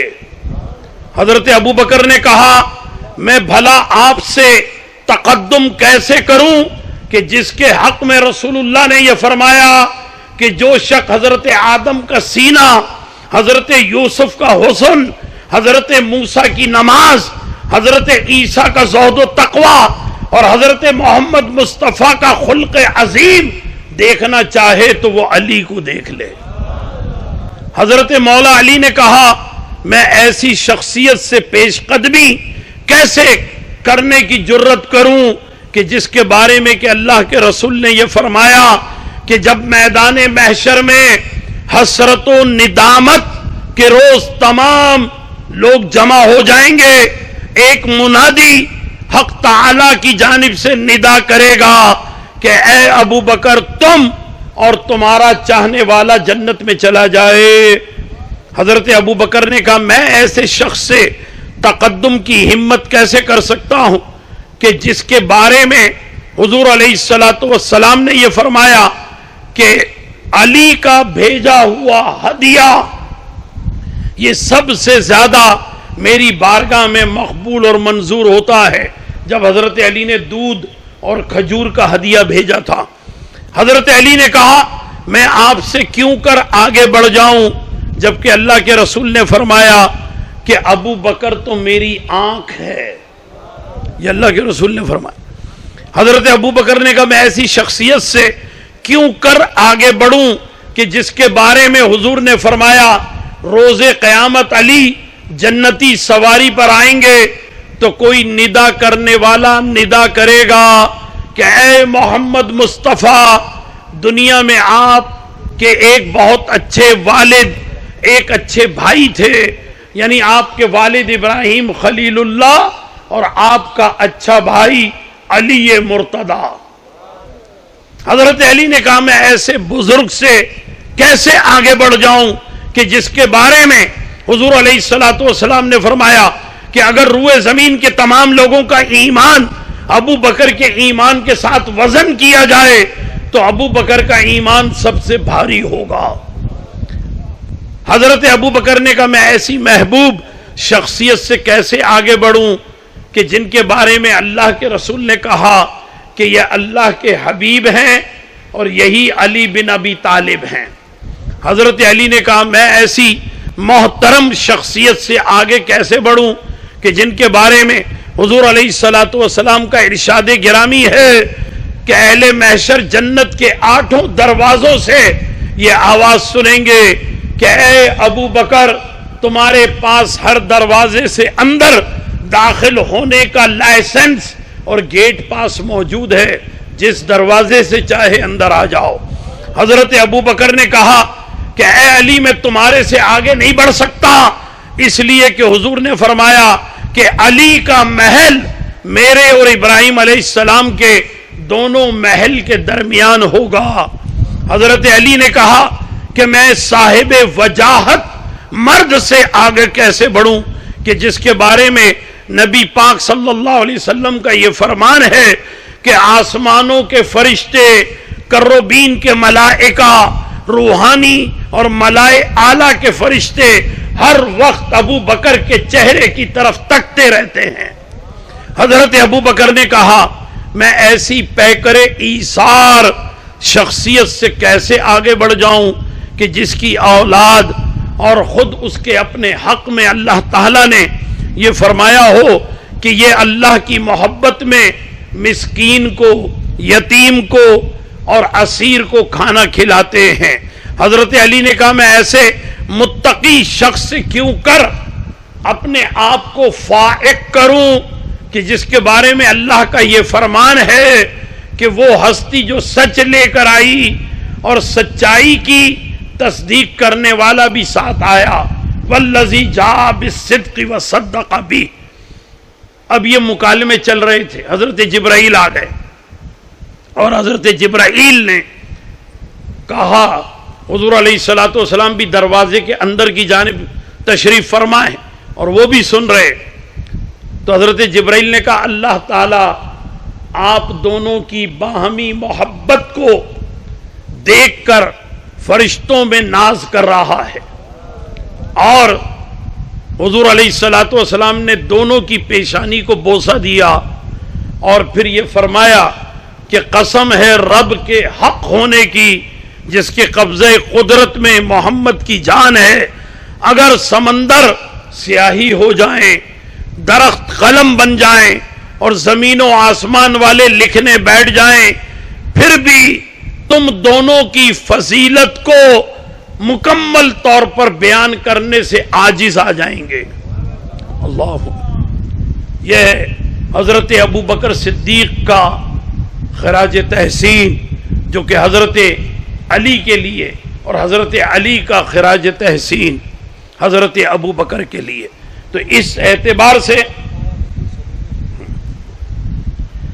اعتبار سے میں نے یہ بات آپ کے سامنے رکھی تاکہ آپ کو پتہ بھی رہے کہ باہمی محبت ان کی کیسی رہی ہے۔ یہ تو کچھ لوگ ایسے ہیں انتشار ڈالنے والے کہ جو اہل سنت کو تقسیم در تقسیم کی سازشیں کر رہے ہیں۔ یہ بات یاد رکھیے، اہل بیت اور صحابہ کرام کے درمیان مثالی محبت رہی ہے۔ حضرت ابو بکر صدیق رضی اللہ تعالی عنہ، ان سے جب یہ کہا صحابہ نے کہ آپ کیا لقب اختیار کر کے سلطنت کو سنبھالیں گے، تو حضرت علی نے کہا کہ آپ خلیفہ رسول ہیں، اور ساری زندگی حضرت علی یا خلیفۃ رسول اللہ ہی کہتے رہے۔ اور اسی طریقے سے جب حضرت عمر رضی اللہ تعالیٰ عنہ خلافت پر آئے تو لوگوں نے کہا آپ بھی خلیفہ رسول ہیں، تو کہنے لگے نہیں میں خلیفہ ابو بکر ہوں۔ تو حضرت علی نے کہا کہ اگر آپ خلیفہ ابو بکر ہو گئے تو پہلے نام لیا جائے گا خلیفہ رسول کا، پھر خلیفہ ابو بکر کا، پھر آپ کے بعد جو آئے گا وہ خلیفہ عمر، تو یہ طویل بات ہو جائے گی، لہذا آپ امیر المومنین کا لقب اختیار کریں۔ حضرت علی نے مشورہ دیا۔ حضرت علی تینوں خلفاء کے زمانے میں، جیسے میں نے پہلے کہا کہ مطیع اور فرما بردار بھی ہیں، اور تینوں خلفاء کے زمانے میں معلم اور ہدایت اور عدل اجتماعی، عدل انفرادی اور اعتقادی اور فکری اور نظریاتی فیصلے دینے والے بھی ہیں۔ چیف جسٹس رہے تینوں دور میں، چیف جسٹس حضرت علی رہے۔ تو حضرت علی کو مجھ سے ایک گروپ نے کہا تھا زنجیروں اور چھریوں کی جھنکار والے، تو وہ کہنے لگے کہ بھئی حضرت علی کو پہلے خلیفہ بننا چاہیے تھا، کیونکہ جو پیر ہوتا ہے تو پیر اپنے بیٹے کو پہلے خلیفہ بناتا ہے، جانشین بناتا ہے، اور پھر عام خلفاء میں سے، مریدوں میں سے پھر کسی کو جانشین بنایا جاتا ہے۔ تو میں نے کہا تم پاگل ہو، اگر حضرت علی کو پہلا خلیفہ بناتے تو حضرت علی کے پاس ایسا چیف جسٹس کہاں سے آتا جو تینوں خلافہ کو علی کی صورت میں ملا؟ لہذا حضرت علی کو بعد میں ہی ہونا چاہیے تھا، جبھی اللہ کے رسول نے فرمایا تھا انا مدینۃ العلم وعلی بابها، میں علم کا شہر ہوں اور علی اس کا دروازہ ہے۔ تو حضرت مولائے کائنات سیدنا علی مرتضیٰ کے فضائل، ان کے مناقب، ان کے محاسن، ان کے مراتب اتنے زیادہ ہیں کہ سب پر سیر حاصل گفتگو نہیں ہو سکتی، لیکن صرف اتنا عرض کر دوں تاکہ عقیدہ اہل سنت واضح ہو جائے، عقیدہ اہل سنت واضح ہو جائے۔ بعض لوگوں نے کہا کہ بھئی حضرت امیر معاویہ رضی اللہ تعالی عنہ وہ بے خطا اور بے قصور ہیں، تو ایسی بات نہیں ہے۔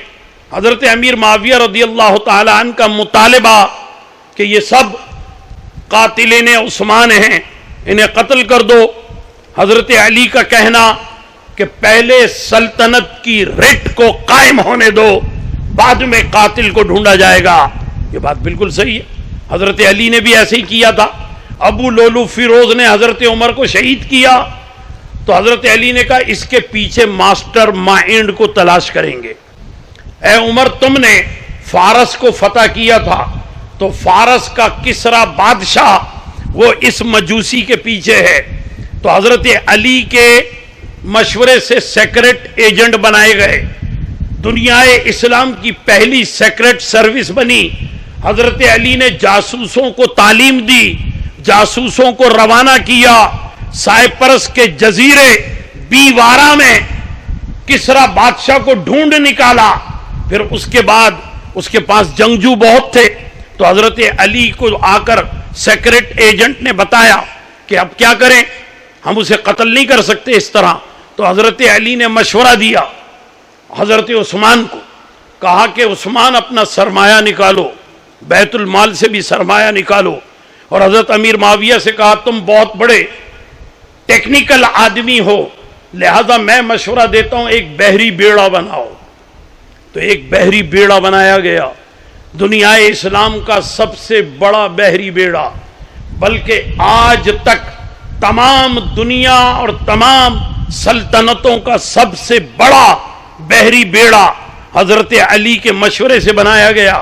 امریکہ کا انٹرپرائز ایک بڑا بحری بیڑا ہے، اس پر 750 F-16 اور F-18 طیارے عرشے پہ اترتے ہیں۔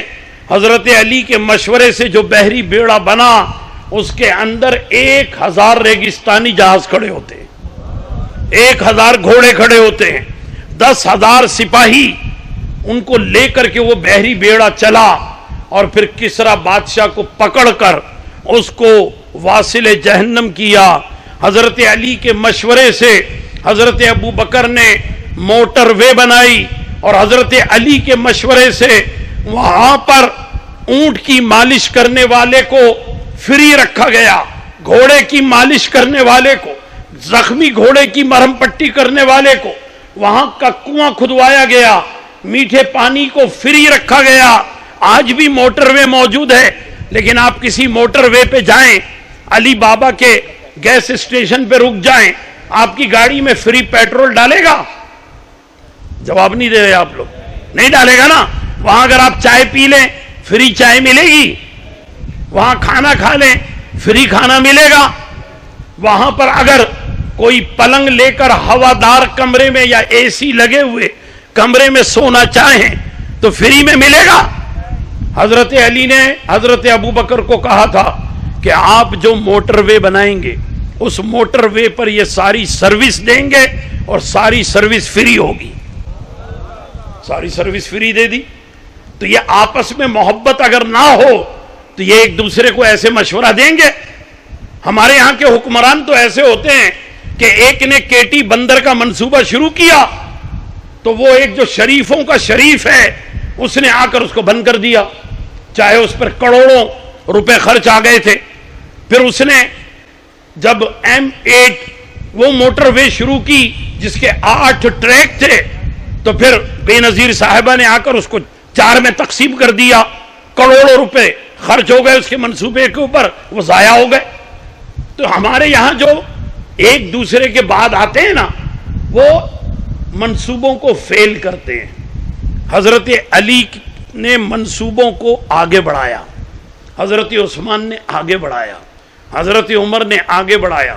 ایک دوسرے کے منصوبوں کے اوپر قدم رکھ کر کے اپنے قدموں تلے اس کو روندنے کی کوشش نہیں کی. یہ محبت اہل بیت اور محبت صحابہ ہے, روابط اہل بیت اور روابط صحابہ ہے. یہ میں نے آپ کو ایک پیغام دے دیا. آپ سمجھ لیجئے دنیا کے بڑے بڑے سیاستدانوں, اب تو بڑے بڑے تبصرے آ جاتے ہیں.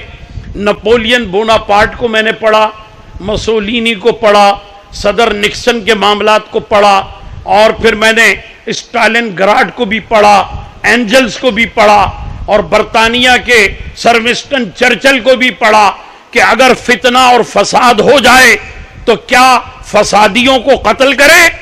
سب نے کہا نہیں, پہلے حکومت کی رٹ قائم ہوگی. تو معلوم ہوا حضرت امیر معاویہ کا مشورہ غلط تھا کہ فسادیوں کو مار دو. حضرت علی کے ساتھ حق تھا, انہوں نے کہا کہ نہیں, پہلے حکومت کی رٹ قائم ہوگی. مگر اس کے باوجود ہمارا نعرہ اپنی جگہ ہے, ہر صحابی نبی جنتی جنتی. حضرت امیر معاویہ رضی اللہ تعالیٰ عنہ, یا حضرت سعد بن ابی وقاص, یا حضرت طلحہ, یا حضرت زبیر, یہ سب جنتی ہیں. فی نفس ہی صحابی ہونے کے اعتبار سے یہ سب ہمارے سر کا تاج ہے. وآخر دعوانا الحمدللہ رب العالمین.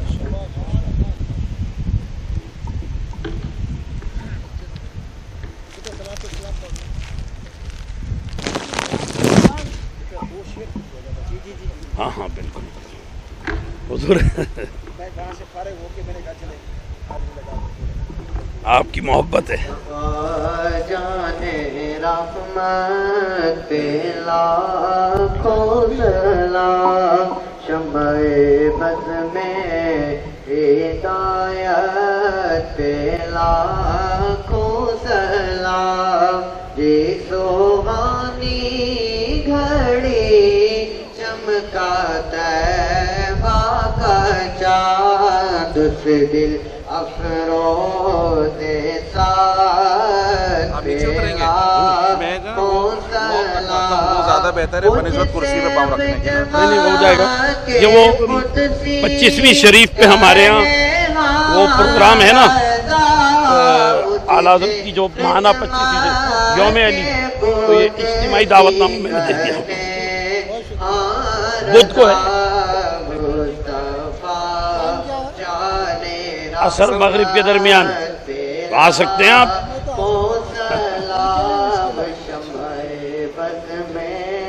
اور میں انشاءاللہ یہ جو ہے نا اس کو دوبارہ چھپوانے کا بھی اہتمام کر رہا ہوں. اور ابھی جو ہے وہ حضرت ابوبکر, حضرت رجب وغیرہ سب کی کتابیں دوبارہ چھپی ہیں الحمدللہ. آمین. الحمدللہ رب العالمین والصلاة والسلام على سید الانبیاء والمرسلین. اللہم ربنا آتنا فی الدنیا حسنة وفی الآخرة حسنة وقنا عذاب النار. الہ العالمین ہم سب کی اس عاجزانہ محفل میں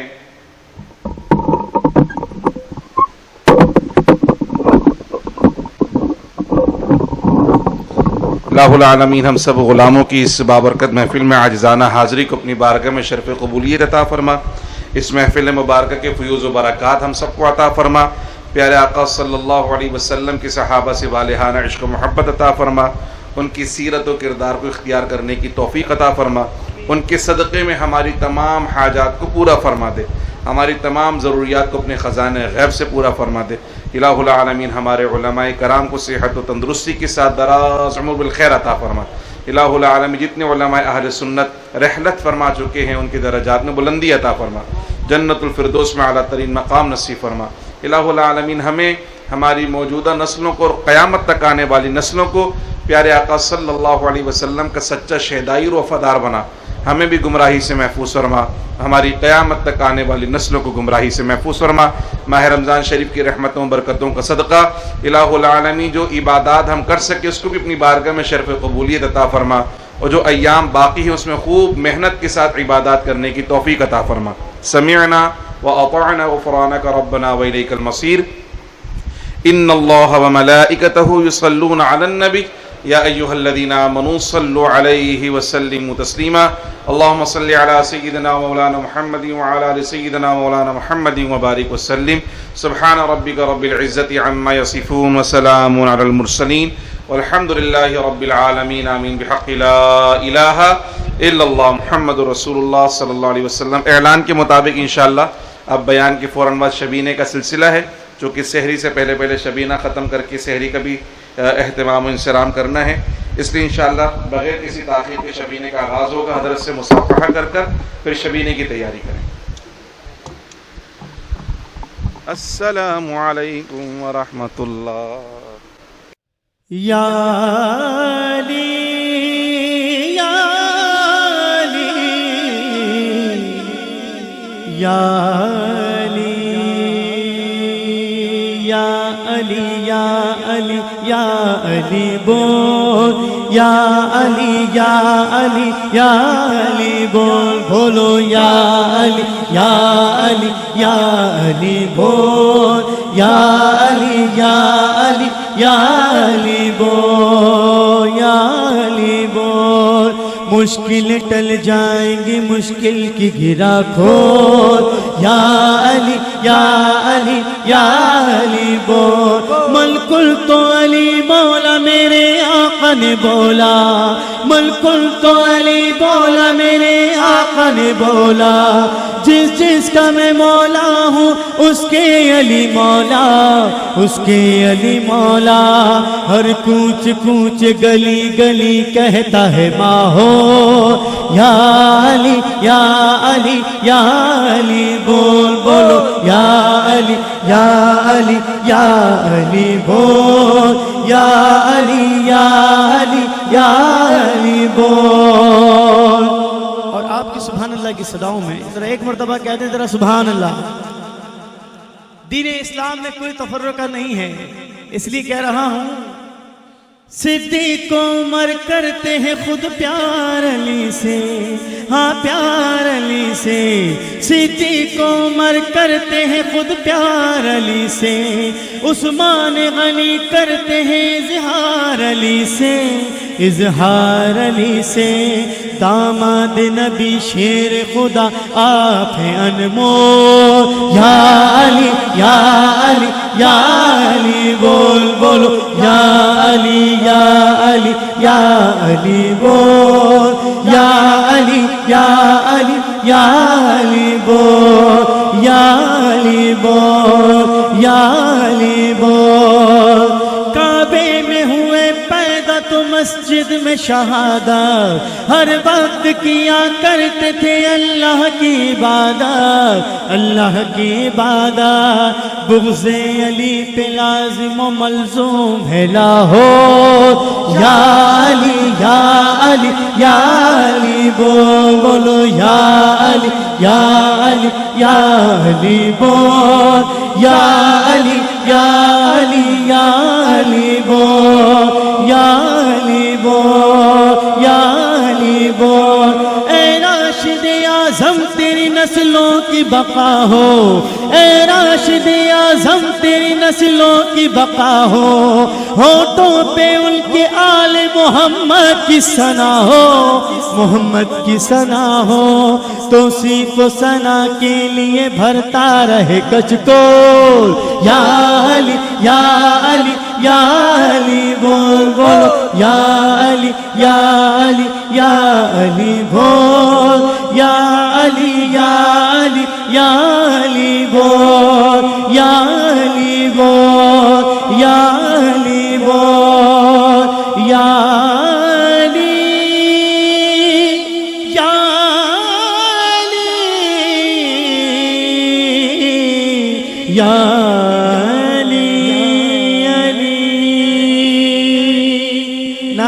حیدری علی یا علی یا علی یا علی یا علی یا علی بول یا علی یا علی یا علی بول بولو یا علی یا علی یا علی بول یا علی یا علی یا علی بول یا علی بول مشکل ٹل جائیں گی مشکل کی گرا کھول یا علی یا علی یا علی بول ملکل تو علی مولا میرے آقا نے بولا ملکل تو علی بولا میرے آقا نے بولا جس جس کا میں مولا ہوں اس کے علی مولا اس کے علی مولا ہر کوچ کوچ گلی گلی کہتا ہے ماہو یا علی یا علی یا علی بول بولو یا علی یا علی یا علی بول یا علی یا علی یا علی بول اور آپ کی سبحان اللہ کی صداؤں میں ذرا ایک مرتبہ کہہ دیں ذرا سبحان اللہ دین اسلام میں کوئی تفرقہ نہیں ہے اس لیے کہہ رہا ہوں صدیق عمر کرتے ہیں خود پیار علی سے ہاں پیار علی سے صدیق عمر کرتے ہیں خود پیار علی سے عثمان غنی کرتے ہیں اظہار علی سے اظہار علی سے داماد نبی شیر خدا آپ ہیں انمول یا علی یا علی یا علی بول بولو یا علی یا علی یا علی بول یا علی یا علی یا علی بول یا علی بول یا علی بول